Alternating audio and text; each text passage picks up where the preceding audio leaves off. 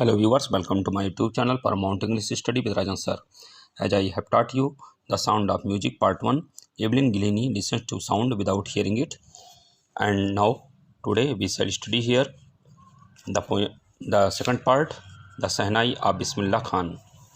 Actually this part has been unknown writer. We are unknown to the writer here now. Anonymous कोई है, अज्ञात हैं writer, पता नहीं है कौन इसको लिखा है. Study here brief introduction to the chapter. This chapter gives a brief life story of Bismillah Khan. The Sehnai was developed by Anai Barber. He developed it from an ancient musical instrument called the pungi. The barber played it for the first time in the Shahi Emperor's chamber, so it came to be known Sehnai. The most famous player of this instrument was Ustad Bismillah Khan. He was born on 21st March 1916. Even as a little boy, he won many prizes in music.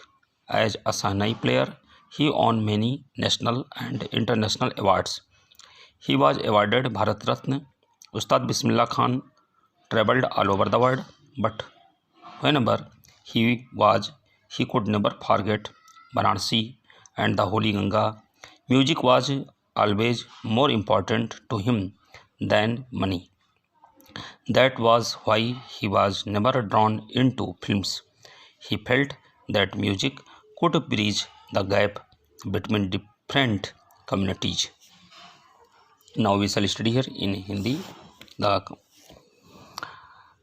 यानी कि ये जो chapter है बिस्मिल्लाह खान के संक्षिप्त जीवन को बताता है.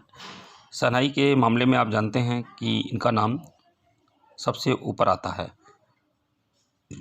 और सेहनाई को एक नाई ने विकसित किया था और उसने उसी पुंगी नामक एक पुराने वाद्य यंत्र को विकसित किया था. नाई ने इसे पहली बार एक शाह सम्राट के कक्ष में बजाया था, इसलिए इस यंत्र का नाम सेहनाई रख दिया गया.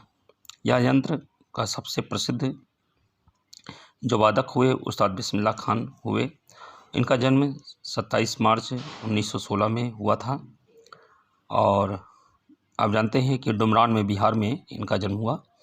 एक छोटे से बालक के रूप में उसने संगीत में कई पुरस्कार जीते. एक सेहनाई वादक के रूप में उन्हें राष्ट्रीय और अंतर्राष्ट्रीय पुरस्कार प्राप्त हुए. उन्हें भारत रत्न भी की उपाधि भी प्राप्त हुई.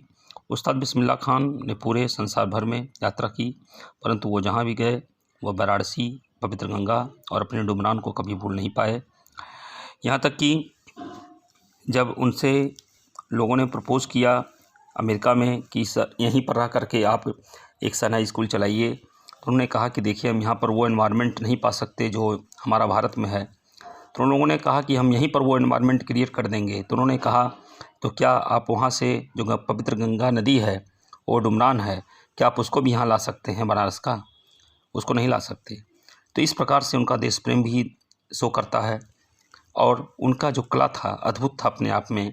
और उन्होंने भारत ही नहीं पूरी दुनिया में, संसार में अपना गौरव बढ़ाते हुए पूरे भारतवासियों का भी गौरव सम्मान बढ़ाया. एक कारण था कि वह फिल्मों में जाने को कभी आकर्षित भी नहीं हुए. वह समझते थे कि संगीत विभिन्न संप्रदायों के बीच के अंतर को कम करता है और यह इसे समाप्त भी कर सकता है.